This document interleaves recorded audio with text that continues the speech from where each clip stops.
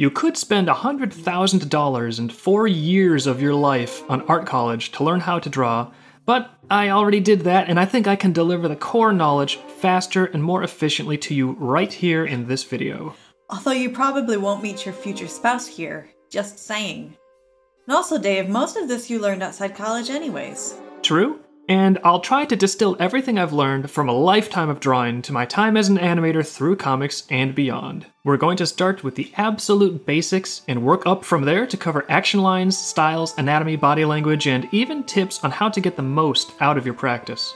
By the end, you'll have a solid overview of the skills needed to create a convincing character coming to life on your page.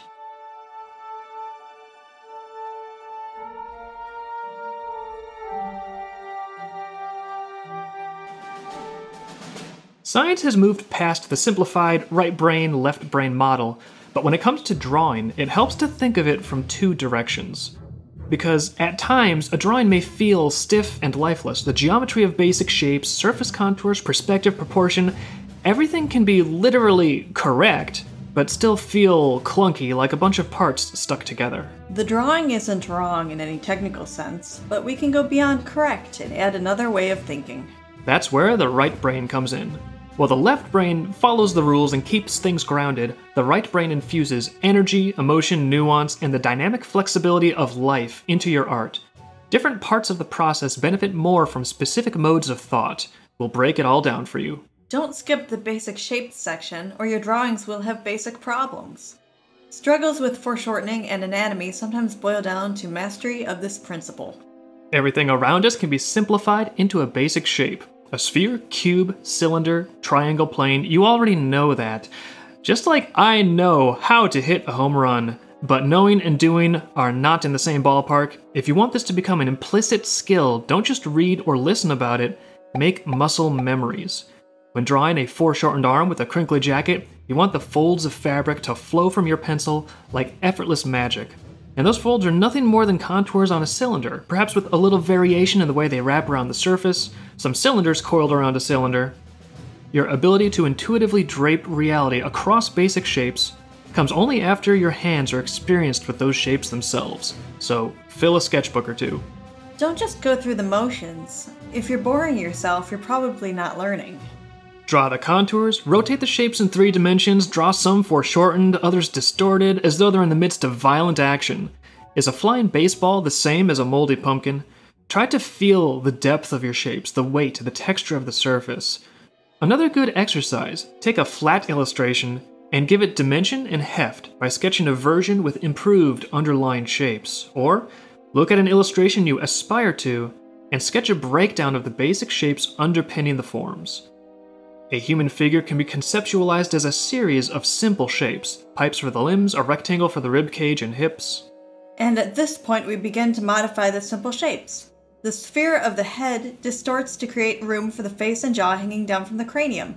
It can all squash or stretch based on the character design. We can carve out a semicircle from the front of the rib cage so the form becomes more clear. And maybe the sides of the box that make the hips have more rounded corners. Using shapes like this to sketch your figures will keep them from falling into the flat paper doll trap. It's much easier to get a hip tilt and a torso twist when the basic shapes beneath are clear in your mind. And the more you integrate this skill, the more your drawing will automatically gain that 3D sense until one day you don't even have to think about it. With your basic shapes tackled, foreshortening becomes less challenging. Here, we need to touch on perspective just briefly. We'll keep it basic. When you see railroad tracks converge to a vanishing point on the horizon in real life, that's perspective. If you're beside the tracks at a totally flat angle, they are parallel and the lines do not cross, but rotate your view, and the lines go back in space until they cross at what is termed a vanishing point. Now, imagine your basic shapes exist in 3-dimensional space. If they tilt away from us, their parallel lines will also converge on a vanishing point somewhere, just like railroad tracks. Foreshortening is literally taking a part of the body and tilting it so we are looking at it more head-on.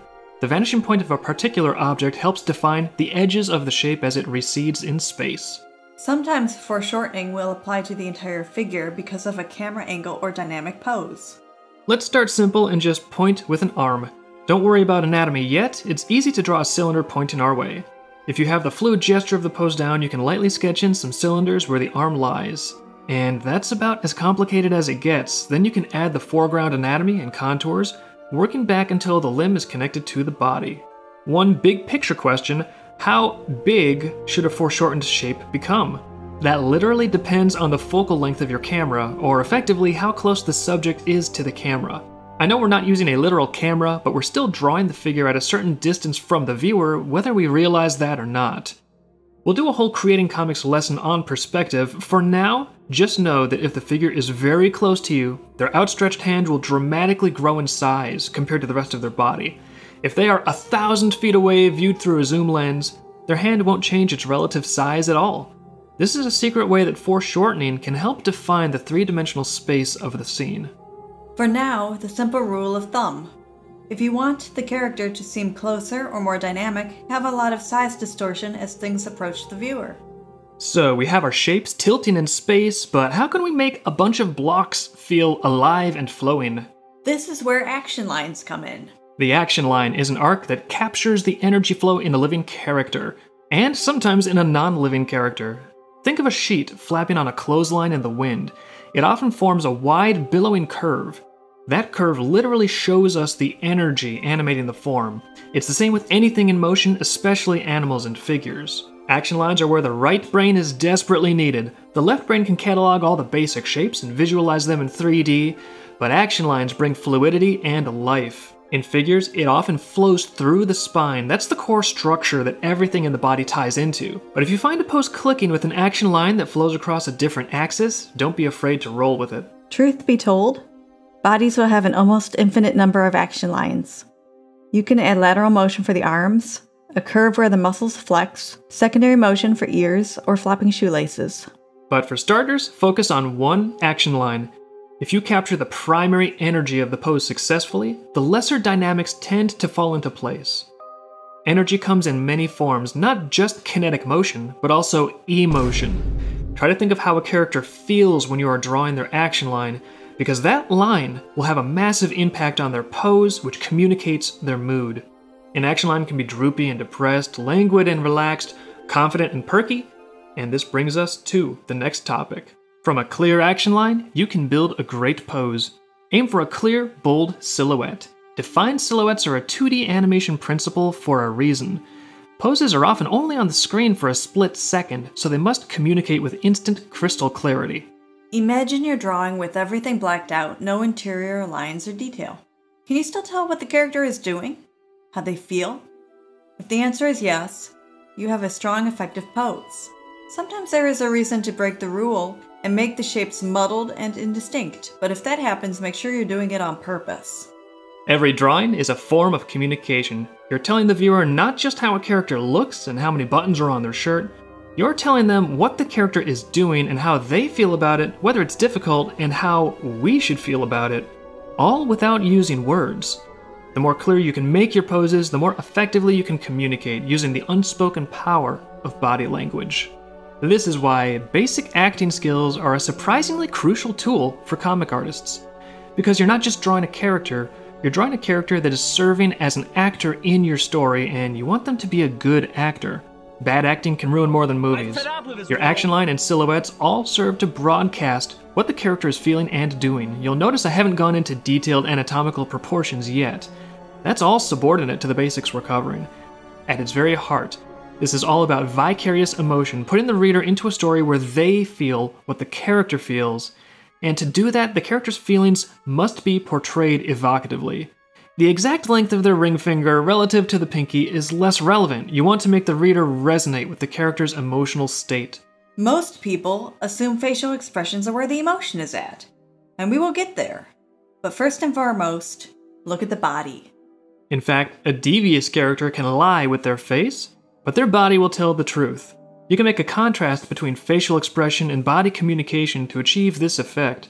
The pose can be slouchy and morose, alert and diligent, aggressive, defensive. Make the action lines and pose curl in and crouch for more submissive postures. There's an instinct to protect our soft underbelly, literally, and tuck our chin in to protect our neck when we feel threatened. Even having the shoulders hunch up to provide more defense. Confident poses will do the opposite. Chin raised victoriously, chest out. Energy expansive and unafraid. And you can combine body language elements to get aggression. Forward-leaning energy and with a tucked protective chin. The way we carry our shoulders, gestures where we fuss with our pockets or pick at lint, a contemptuous tilt of the head. Body language is a bottomless well from which you can pull up riches for your comic. The better you understand it, the better you can draw it. Everyone says if you want to be good, just practice. But if most of learning to draw is practicing, how should we practice? There are right and wrong ways, so let's dive in. First, have a specific objective. Are you trying to create a finished piece of art? Are you sketching for fun? Or are you targeting improvement on a specific skill? An athlete will have a different mindset if he's playing a professional game, tossing a ball in his yard for fun, or training with his team. And the same principle holds with art. When practicing, your goal should be to increase your skills as much as possible, as efficiently as possible, without burning yourself out. To that end, I would say the wrong way for a beginner to practice is by focusing on producing a finished, detailed, colored image. Beginners often struggle with the basic skills, and that means one rendered drawing can require hours upon hours of work, all to gain experience with just one action line, one pose, one set of shapes. If you're going to practice for hours, you don't want one unit of experience, you want hundreds of units of experience. And the way is gesture drawing. A gesture drawing is a rough scribble that captures the essence of a figure's pose. You can set up a timer that limits you to 60 seconds per pose, or even 15 seconds. Then sit down and fill up a sketchbook with gesture drawings. Gestures will free you up to create the thousands of bad drawings necessary to build your skills. Nobody ever needs to see them, they require no polish, and each bad drawing only took a minute of your time. Moving on. Try a mix of drawing totally from imagination, drawing from life in a public area, and using photo reference. Websites like quickposes.com can display random photos at timed intervals for exactly this purpose. When you've only got 15 seconds to capture a whole pose, it's very hard to make a stiff, rigid result. Your pencil will get loose and limber as it flies across the paper, and the poses will become more fluid. And keep your mind active. After you get the hang of firing out a few dozen gesture drawings, start focusing on specific concepts. Spend a few pages on capturing the action lines within your figures, just nailing that core energy flow. Another session, you can focus on gravity, weight, trying to get a feel for the figure's mass and balance. Another session, focus on capturing mood. Try to clearly convey happiness, sadness, suspicion, any range of emotions with zero facial expression, just from the body language of your gestures. Fill pages up with sketches of hands or any particular spot you need practice in. Gesture drawings will let you zero in on one aspect of skill and get 100 iterations of practice and improvement in the time it would take to painfully assemble one rigid, polished piece. Once you internalize that feeling of fluid energy, it will live in every drawing you make. They'll start out as a loose gesture, and you can add the shapes and details on top. Another practice method, tracing, should not be a dirty word. Of course, don't trace something and pretend it's original. But in order to get inside the mind of another artist and understand their thought process, reconstructing their work can be helpful. The world of artistic styles is infinite, so we'll just touch on some big picture ideas to get you started in this video. One cautionary note. A lot of artists will dive into imitating their favorite animated show or style and never learn anything else. This can turn an art style into a prison. You may be trapped drawing the same types of faces from the same types of angles with the same types of expressions, and it can become difficult to break out and do something unique. For practice, I would advise learning a few totally different styles. Get comfortable drawing photorealistic figures and lighting, then come from the opposite side and play with a cartoony old-school Looney Tunes style. Learn to replicate anime or 2D animated Disney classics from the likes of Glen Keane, then see if you can tackle the notoriously difficult CalArts style. Becoming fluent in an art style is like learning a language. They all have their own visual conventions, and if you can learn at least 3, realism and 2 styles, odds are much higher that you can synthesize them to find your own voice. But one visual tip applies to every style, and it pays to keep it in mind. Overlap and tangencies. Overlap and tangencies are crucial to watch for, doubly so in any cartoon style. When objects overlap, they show which is in front of the other, automatically helping define depth.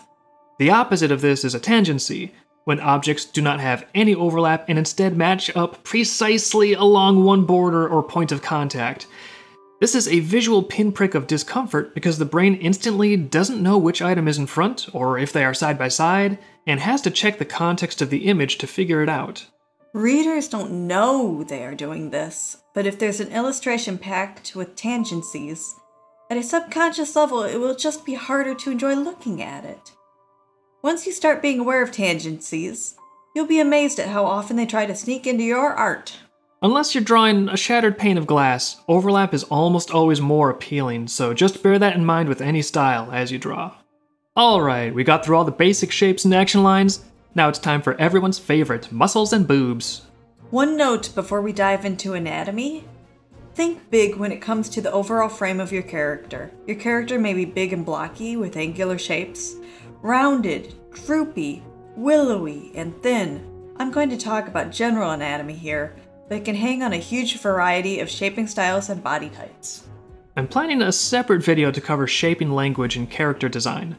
Anatomy can be very tricky because we see humans all the time, every day. If any little thing is portrayed wrong, our brain picks it up instantly.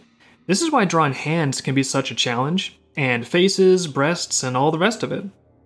Don't just skip straight to muscle, Dave. Without a skeletal structure, bulging muscles will come off less as strong and more like floppy balloons. I'm not even going to take that personally. Let's start with the bones. Bones themselves seem straightforward, like a metal pipe, same length, no flex, but this isn't even entirely true. While bones are rigid, some, like the radius and ulna, can rotate in place, effectively shifting their contours. And the connective tissue of the bones has a great deal of flex. Just look at still photos of athletes in action. It's uncanny how their limbs can flip and flop around. This is to say, bone proportions are important, but exact measurements on the length of the femur are less important than understanding which way limbs can bend. The knees and elbows are perhaps the simplest. They're literal hinge joints and can only bend in one direction, unless something has gone terribly wrong. Hips and shoulders are ball joints, which means the range of motion increases vastly. And while hips are mounted on fixed points in the pelvis, the shoulders are not directly bolted to the ribcage. They can float. The clavicle and scapula cup the shoulder joint, and they almost serve as another invisible limb coming from the center line of the upper torso. This is why shoulders can be so expressive, dropping in despair, curling in seduction, or going rigid with concern. People talk with their shoulders, so let them speak. Shoulders also have a secret connection with the hips. Characters rarely stand in a symmetrical T-pose. Even when casual, we tend to put more weight on one or the other foot. The grounded leg will be the most vertical, pushing the weight-bearing hip upwards, since the other side of the pelvis can dip down a bit. This tilted pelvis means the spine originates at an angle and has to curve around to get vertical for our precious, precious skull. This curvature displaces the shoulders, so when the hips tilt, the shoulders tilt in the opposite direction. It's a visual counterbalance. There are rare exceptional poses like wacky dances where they tilt in the same direction, but a rule of thumb is to have structural angles in the body counterbalance one another. It happens in real life, makes the poses read more naturally, and provides appealing visual variation. Unless your character is very hungry, the bones will probably be coated in muscle and ligament. But we don't want to cover the pose with random flexing bulges. Even for normal characters without exaggerated musculature, we need to know what's going on. How do the muscles fit together? They're not all at an equal depth. They layer on top of one another. For example, the biceps are tucked up under the shoulder and chest muscles. The attachment point at the top of the humerus is literally below those other structures. There's a dip in the forearm where the bicep connects. The underside of the forearm seems to have two big muscle shapes with smaller striations on the top, which will show differently based on if the forearm is rotating. The upper arm will have triceps in the back to balance out the biceps, and they literally have opposite functions. Where the triceps flex, they extend the arm, and when the biceps flex, they contract it. And this will help if you are drawing a character in action, straining to move, because understanding which muscle is putting pressure on the frame helps define the tension and energy in the pose. That's why going to the gym is a good idea. Not that you have to look like Mr. Universe or use yourself as reference, but learning how the body operates under strain and which muscles are at work literally helps you understand the body better. The legs are a bit different since they bend the other way. There's a big muscle that comes down the front, flanked by quads, that help keep the kneecap right where we want it to be. Another note on musculature, with the calf muscles and quads being a great example, there's an angle to the way they grow on the body, with a higher angle on the outside dropping as it moves to the center line. Look for the angles and hard planes on muscle groups to avoid drawing them like symmetrical sausages. Abs can be tricky. The temptation is to just draw double-barreled orbs in the middle of the body. I think the best way is to first get a solid handle on the arc of the ribcage. That gives you a guide for the top edge of the abdominal cavity. After this, think of the abdominals as a dual column of muscle. Once you have the overall shape of the abdominal muscle column with a center line to show which way it's twisting, placing the individual muscles is much easier. With a solid understanding of basic musculature, you can have more fun with individual variations. Maybe a smith lifting a hammer all day will have massive forearms and shoulders with a potbelly. A lithe runner might have bulky built legs and a more slim upper body. You can give musculature personality by emphasizing different groups and minimizing others. Even firm muscle can be pressed and deform a bit, but soft tissue takes this further. Breasts and fat are the obvious candidates, but remember soft tissue in parts of the face like ears and lips. Gravity will have much more of an effect on how soft tissue rests. A figure standing up straight will have a totally different arrangement than one leaning over or lying on its side. So when drawing soft tissue, think weight and gravity, constrained by the skin's connection to the body. And a figure in motion will have momentum and secondary motion into the mix. Conservation of energy is the entire scientific basis that explains the magic of bouncing breasts, but this also goes for beer guts, cheeks, ears, tails, hair, and other anatomy features that aren't rigidly grafted to the skeletal structure. This means you have a fantastic resource for helping communicate the momentum and motion within your character's pose. So, think weight and gravity in static poses, and momentum and bounce in dynamic ones, often serving as a counterpoint to the primary action line. Either way, there will be distortion in the shape. A heavier curve at the bottom shows more mass pressing downwards, and a more mild curve at the top shows the pressure is pulling down and not pushing out. If you do the opposite, you can get interesting results. A fellow with a hefty torso that retains a higher shaping contour will not look so much out of shape, as he will look like some kind of beef-eating strongman, because muscle is keeping that mass higher. Breasts are very easy to draw wrong.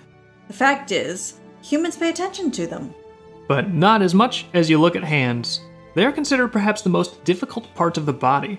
Hands are second only to faces when it comes to our familiarity, and they are constantly used to communicate, through gestures, conscious and unconscious. Pages of hands should be in your gesture drawing sketchbook if you want to master them, preferably of two varieties, technical and fluid. Hands have a lot of proportional detail to keep track of. 3 joints, including the knuckle, in the fingers. 1 less in the thumbs. The thumb branches off from the palm at a lower point. The wrist itself is the source of the metacarpals, the long bones at the top of the hand, which can even have a degree of twist to them. Those bones can help add linear definition to the back of the hand, while the palm has 3 main fleshy pads, the base of the thumb, the outer palm, and the pad spanning the base of the fingers. Drawings to get the right length and proportion on these technical features will help you internalize them. And conversely, you want to do some gesture drawings that throw proportion right out the window, just capturing the energy. Feel the energy of a hand being flung outward, clenching into a fist, the fingers curling as the character feels doubt. I find it helps to initially think of the hand as a mitten shape. There's a curving outer edge that defines the flow of the fingertips. Then you can contract or expand that mitten to shift the energy and sketch in the position of the individual fingers afterwards. Note, don't make all the fingers go with the flow perfectly. You may want to have one breaking the pattern to feel a little more natural. Another note on hands collides with style. How many bones does Bugs Bunny have in his fingers? For Dreamkeepers, we lean into a cartoon style and go with the classic 3-fingered structure on most characters, as handed down to us by classic animators. Furthermore, we will usually simplify the fingers further and remove one joint, but give more latitude on their flexibility to compensate. Drawing hands that feel right with the wrong anatomical details can be a good form of practice, because the highest purpose of great hands in a story is to help the character act clearly and convey emotion, without anything jumping out as weird or distractingly wrong. If hands look passable and do their job well, minute anatomical inaccuracies don't really matter. Let's end with the fun stuff. A little face time. Starting with emoji-level symbols doesn't hurt. Angry brows scrunched diagonally down with a frowny mouth or an upward curve for a smile. And certain styles have clearly defined symbolic language for various facial expressions, with chibi anime being perhaps the most defining example of when a drawing style begins to merge with non-representational symbolic language. But don't stop there. Understanding facial expressions at a deeper level gives you more visual vocabulary to speak with. Expression maps in your sketchbook can be great for practice, and you just get a feel for a particular character's personality. Get loose. With a cartoony style especially, some expressions can squash or stretch the entire head shape. Don't be shy pushing and pulling to see if you can get intense variation even within one character. Distort their skull as much as you want. I promise they won't feel it. You can always tone things down when a scene in your story needs a subtle touch. With Dreamkeepers, you can have additional features to convey expression: ears, whiskers, fins, but think of them as extensions of our familiar human expressive equipment. The curving mouth of a smile is just the result. It's actually caused by muscle contractions in the cheeks, which will also flex the face and put upward pressure on the underside of the eyes. At least when the smile is genuine, a faked smile literally uses different muscles and won't touch the eyes. Tension in the mind will create tension in the face. The brow bunches up, the chin can crinkle, nose pinches. Contempt and disgust especially will work to press the mouth closed and scrunch up the nose, as though to keep nasty smells out. Think of the contrast between expressions that crush and close up the face versus expanding it outwards and opening up. Wonder or fearless surprise will open the eyes, and you can exaggerate this by pulling the brows back and even dropping the jaw open. Visualize the jaw shape itself. Thinking in terms of the mouth as a flat hole can be very limiting. Think of a C-shaped tooth wall on the top and bottom jaws with the ability for the jaw to open asymmetrically, swing left or right, and then the shape of the lips will have to follow along one way or another. And play with asymmetry in facial expressions whenever you can. Suspicion and contraction on one side, opening to wonder and naive excitement on the other, can show an ambivalent state of mind and look really fun besides. Once you have the big squishes and flexes and scrunches down, the final drawing can strategically identify where to emphasize a wrinkle or a contour on the face to make sure the expression translates crisply, but without pouring uncanny valley levels of detail into the image. Just remember, when you practice, learn a few different styles so you don't fall into a formulaic habit that limits your ability to communicate. Exaggerate, understate, push, pull, get a ton of variety in your practice, so you have the full expressive range your characters will need to perform as AAA actors in your comic. With your basic forms, gestural energy, and expressive poses down, putting the finishing touches and details on the character is so much easier. After all, it works better to frost a cake if there's a cake to frost. The next lesson in the series will cover clothing, drapery, accessories, and weapons that will equip your character for anything. Be sure to subscribe and turn on notifications so you don't miss it. But even those props will rely on the foundational drawing skills that we covered here, so come on back and refresh yourself on the basics anytime. And please feel free to share with any artists or friends who might find this helpful. Creating comics the Dreamkeepers way is being offered entirely free, so it helps us enormously when people are willing to share, and we hope this will help bring more awesome comics into the world.